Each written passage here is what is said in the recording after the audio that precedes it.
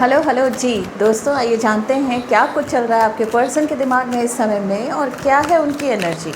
तो बहुत पॉजिटिव रहिए, अपने पार्टनर का नाम 3 बार ले लीजिए और देखते हैं कि क्या गाइडेंस निकल के आती है। ओके, तो जो पहली गाइडेंस है वो है बर्डन की, मतलब कुछ स्ट्रेस चल रहा है उनकी लाइफ में और इस स्ट्रेस की वजह से शायद पूरा जीवन उनका बिखरा पड़ा है।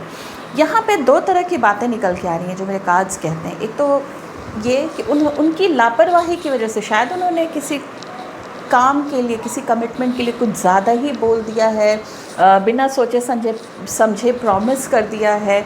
अब वो काम वो कर नहीं पा रहे, जिसकी वजह से उन्हें बहुत स्ट्रेस हो रहा है, उनकी परफॉर्मेंस अच्छी नहीं हो रही है। ये जॉब करियर से रिलेटेड बातें, बिजनेस से रिलेटेड बातें हो सकती हैं।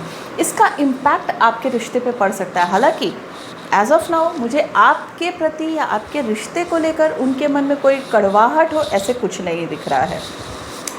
यहाँ पे सीधे सीधे जो स्ट्रेस दिख रही है ना इस समय में आपके पार्टनर के मन में, वो आपके बॉयफ्रेंड, गर्लफ्रेंड, हस्बैंड, वाइफ कोई भी हो सकते हैं रिश्ते में, तो वो काम का स्ट्रेस दिख रहा है, जिसकी वजह से ये फोकस नहीं कर पा रहे हैं। क्योंकि for them you are someone जिन्होंने उनकी लाइफ को चेंज कर दिया है, उन्हें बहुत डिसिप्लिन बना दिया है, उन्हें बहुत बैलेंस किया है। अगर इमोशनली मैं बात करूं तो बहुत ही पॉजिटिविटी लेकर आए हो आप उनकी लाइफ में। तो आपके लिए देखिए, रीबर्थ का कार्ड है, मैंने बोला ना, आपने उनकी लाइफ में बहुत चेंजेस लाए हैं और वो अपने ऊपर भी काम कर रहे हैं।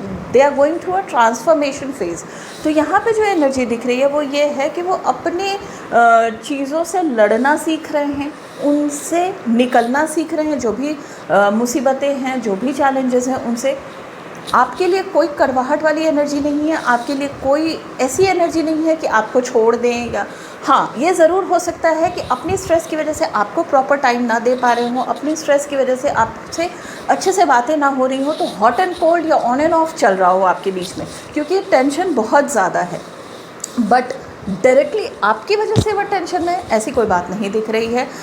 आपका स्थान उनकी लाइफ में बहुत ऊंचा है। आपने उन्हें तब सपोर्ट किया है जब उनके पास कोई नहीं था और आप उनके लाइफ में मेजर चेंजेस लेकर आए हो, इसलिए आपसे गुस्सा होकर वो ज़्यादा दिन रह भी नहीं सकते हैं। एग्जॉस्टेड फील कर रहे हैं इस समय में, एग्जॉस्टेड हैं, जैसे मैंने बोला, जो टेंशन है उसकी वजह से।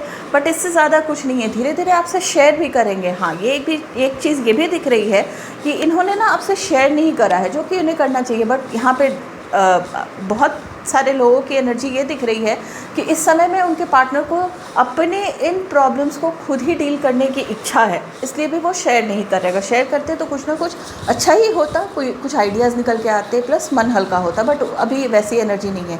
इन्हें ऐसा लगता है कि आपने इन्हें वो शक्ति दी है, वो एक सपोर्ट दिया है और वो स्ट्रेंथ दिया है, जिसकी वजह से ये अपने लाइफ की प्रॉब्लम्स को खुद ही डील कर सकते हैं, इसलिए भी ये आपसे शेयर नहीं कर रहे हैं।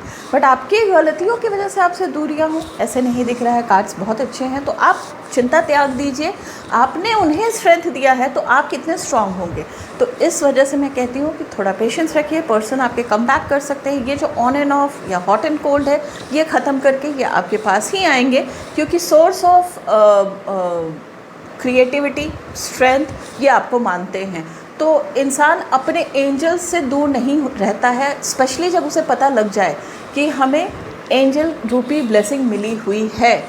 एंजल सबके पास होते हैं, बट हमें एहसास नहीं होता। बहुत कम लोग होते हैं जिन्हें पता होता है कि हमारे आसपास में एंजल्स हैं।